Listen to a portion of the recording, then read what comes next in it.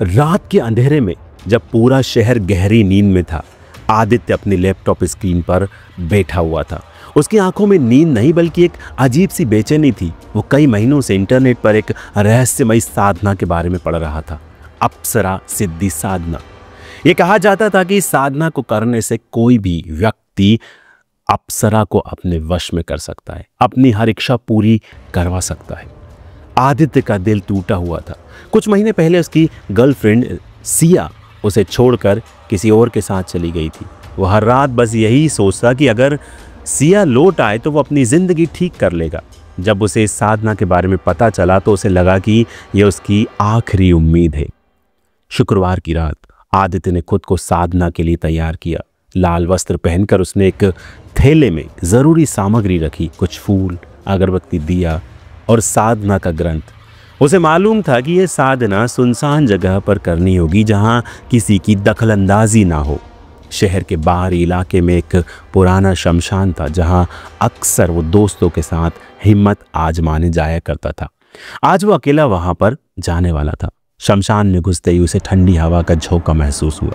चारों ओर जलती हुई चिताओं की राख उड़ रही थी। कहीं कहीं टिमटिमाते दीपक जल रहे थे जो वहां किसी की मौजूदगी का आभास दिला रहे थे। आदित्य ने कोने में रखी अपनी सामग्री और लकड़ी के तख्ते पर बैठकर साधना शुरू कर दी। पहले कुछ दिनों तक जब सब कुछ सामान्य था, आदित्य रोज रात को साधना करता, मंत्र जाप करता और सुबह घर लौट आता। लेकिन 5वें दिन कुछ अजीब होने लगा। वो जब मंत्रोच्चारण कर रहा था तो उसे ऐसा महसूस हुआ कि कोई उसके आसपास घूम रहा है। हल्की हल्की सरसराहट, किसी के पैरों की आहट और कभी कभी धीमी फुसफुसाहटें सुनाई देने लगी। पहले तो उसने ये मन का भ्रम समझा, लेकिन जैसे जैसे रातें बीतती गई और घटनाएं और डरावनी होती चली गई। एक रात जब वो मंत्र जप में लीन था, उसे अपने पीछे किसी के सांस लेने की आवाज़ आई। ठंडी हवा उसकी गर्दन को छू रही थी। डरते डरते उसने आंखें खोली, लेकिन वहाँ पर कोई नहीं था। लेकिन तभी अचानक से उसकी मोमबत्तियाँ एक झटके में बुझ गईं। पूरे शमशान में घना अंधेरा छा गया।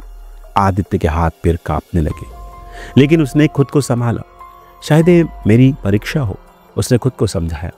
लेकिन असली खौफ तो अभी बाकी था। 10वें दिन जब आदित्य साधना कर रहा था तब उसे एक अजीब सी गंध महसूस हुई, गुलाब और चंदन की मिलीजुली महक जो अचानक बहुत तेज हो गई। सांस लेना मुश्किल हो रहा था।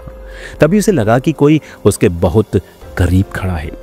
अचानक उसके कानों में एक धीमी डरावनी हंसी गूंजने लगी। ये किसी स्त्री की आवाज़ थी, लेकिन वो इतनी भयानक थी कि सुनते ही उसके रोंगटे खड़े हो गए। उसने अपनी आंखें बंद कर ली और मंत्र को और तेजी से जपने लगा। लेकिन तभी उसे अपनी कमर पर किसी का स्पर्श महसूस हुआ, ठंडा बर्फ जैसा स्पर्श।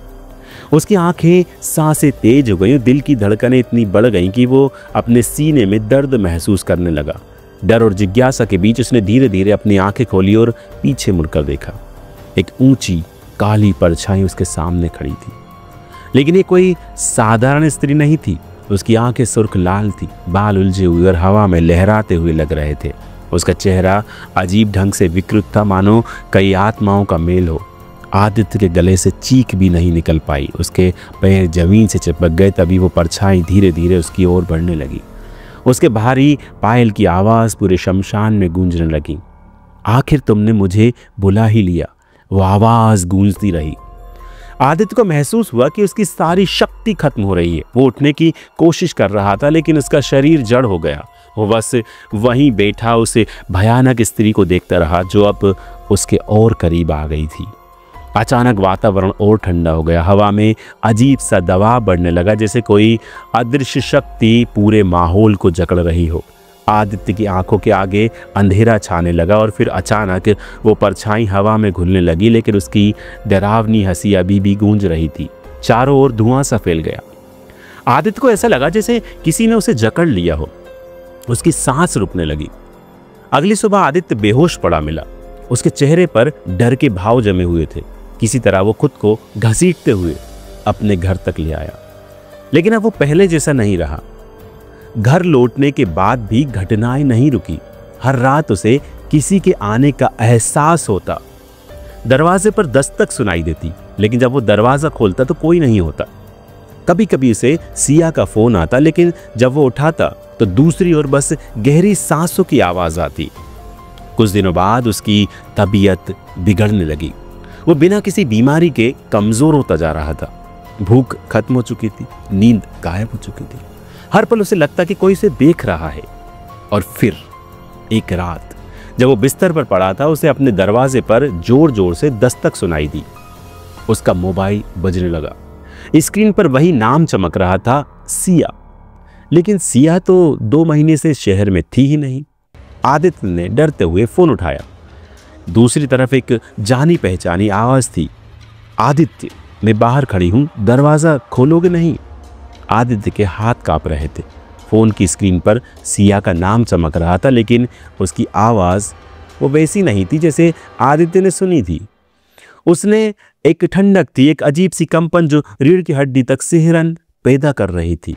कमरे में घना अंधेरा था। बाहर से ठंडी हवा का झोंका आया और खिड़की के पर्दे हिलने लगे। फोन की घंटी अभी भी बज रही थी। उसने हिम्मत जुटाकर स्क्रीन पर उंगली रखी और कॉल रिसीव कर ली। तुम कहाँ हो? उसकी आवाज़ कांप रही थी। दरवाजे के बाहर आवाज़ आई, लेकिन ये किसी और की आवाज़ थी, गहरी, असामान्य और बेहद डरावनी। आदित्य के दिल की धड़कनें बेतहाशा बढ़ गई। वो धीरे धीरे बिस्तर से उठा। उसके पैर ठंडे पड़ चुके थे। दरवाजे तक पहुंचते ही उसने हल्के से कान लगाकर सुना। बाहर कोई खड़ा था, बिल्कुल चुपचाप। फिर अचानक दरवाज़ा जोर जोर से हिलने लगा, मानो कोई उसे तोड़ने की कोशिश कर रहा हो। आदित्य का दम घुटने लगा। वो जानता था कि अगर उसने दरवाज़ा खोला तो कुछ ऐसा होगा जिससे बचना असंभव होगा। लेकिन कोई अदृश्य शक्ति उसे मजबूर कर रही थी। उसका हाथ धीरे धीरे कुंडी की ओर बढ़ा और जैसे ही उसने उसे घुमाया, दरवाज़ा अपने आप खुल गया। बाहर कोई भी नहीं था, सिर्फ गहरा अंधकार था। ठंडी हवा उसके चेहरे से टकराई। उसने इधर उधर देखा, लेकिन सन्नाटा था। तभी पीछे से धीमी धीमी सरसराहट की आवाज़ आई। उसके बालों में कोई उंगलियां फेर रहा था। उसकी सांसें तेज हुई। उसे धीरे धीरे अपनी गर्दन मोड़ी और पीछे देखा। एक लंबी साया जैसी आकृति उसके ठीक पीछे खड़ी थी। चेहरा अस्पष्ट था, लेकिन आंखें वे जलते हुए कोयले जैसी थी। तुमने मुझे बुलाया था ना, याद है ना? वो फुसफुसाई। आदित्य की चीख उसके गले में ही अटक गई। उसने भागने की कोशिश की, लेकिन उसके शरीर ने उसका साथ छोड़ दिया। वो अपने ही पैरों पर गिर पड़ा। अचानक उसके कानों में हजारों फुसफुसाहटें गूंजने लगी, जैसे कई सारी आत्माएं एक साथ रो रही हों। उसने महसूस किया कि उसके शरीर पर असंख्य हाथ दौड़ रहे हैं। उसकी सांसें तेज हो रही थी। दीवारों पर परछाइयां नाचने लगी। पूरे कमरे में एक भयानक बदबू फैल गई, कुछ जले हुए मांस जैसी। तुमने जो शुरू किया है उसे खत्म करना होगा। वही आवाज़ फिर से गूंजी। आदित्य ने कांपते हुए पूछा, क्या चाहिए तुम्हें? उसने कहा, तुम्हारी आत्मा। उसके कान सुन्न पड़ गए। उसे महसूस हुआ कि अगर वो इस क्षण कुछ नहीं करेगा तो वो हमेशा के लिए इस साय का गुलाम बन जाएगा। लेकिन कैसे? वो साधना को पूरी तरह समझ नहीं पाया था। अचानक दरवाजे के बाहर फिर से किसी के चलने की आहट आई। किसी ने घर की खिड़कियां जोर जोर से खटखटानी शुरू कर दी। अंदर रखे शीशे चटकने लगे। हर जगह साए घूम रहे थे। आदित्य ने पूरी ताकत से खुद को खींचा और दीवार के सहारे खड़ा हो गया। उसका शरीर अब भी बेजान लग रहा था, लेकिन उसका दिमाग तेजी से सोच रहा था। फिर उसे याद आया कि अगर साधना गलत तरीके से रोकी जाए तो आत्माएं मुक्त हो जाती हैं और साधक को हमेशा के लिए अपने साथ खींच लेती हैं। उसे 2 ही रास्ते दिख रहे थे, या तो वो आत्मसमर्पण करते या फिर किसी तरह इस श्राप से मुक्ति पाए। अचानक एक झटके से कमरे की सारी रोशनी गुल हो गई। घना अंधेरा छा गया। तभी एक धीमी पर दर्द भरी आवाज आई, तुम्हें बचाने कोई नहीं आएगा। वो पूरी ताकत से भागा, लेकिन दरवाजा अपने आप बंद हो गया। उसने खिड़की से कूदने की कोशिश की, लेकिन एक अदृश्य ताकत ने उसे पीछे खींच लिया। फर्श पर गिरते ही उसकी आंखों के आगे धुंध छाने लगी। उसके चारों तरफ साए घूमने लगे। उसकी आत्मा जैसे शरीर छोड़ने लगी थी। लेकिन तभी उसने पास रखे लाल धागे को देखा, वही धागा जो उसे तांत्रिक ने दिया था जब उसने साधना शुरू की थी। उसने हिम्मत जुटाकर वो धागा अपने हाथ में लपेटा और जोर से मंत्र पढ़ना शुरू कर दिया। एक कड़कती चीख पूरे घर में गूंज उठी। वो साया बुरी तरह तड़पने लगा। उसकी आंखों से आग की लपटें निकलने लगी। पूरा थरथराने लगा। फिर एक भयानक चीख के साथ वो आकृति धुएं में बदलकर हवा में विलीन हो गई। आदित्य बेहोश होकर गिर पड़ा। जब वो जागा तो सुबह हो चुकी थी। कमरा अस्त व्यस्त था, लेकिन अब वहां कोई साया नहीं था। वो हांफता हुआ उठा। उसके शरीर में अजीब सा हल्कापन था। लेकिन जैसे ही उसने अपना मोबाइल उठाया, उसकी रीढ़ में ठंडी लहर दौड़ गई। स्क्रीन पर एक आखिरी संदेश था, तुम तो बच गए, लेकिन मैं अब भी तुम्हारे पास हूँ।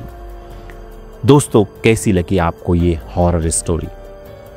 कमेंट करके आप हमें ज़रूर बताएं। अगर आपने हमारे इस चैनल को सब्सक्राइब नहीं किया है तो ज़रूर सब्सक्राइब करें और घंटी ज़रूर दबाएं। मिलते हैं किसी अगले खौफनाक और भूतिया वीडियो में।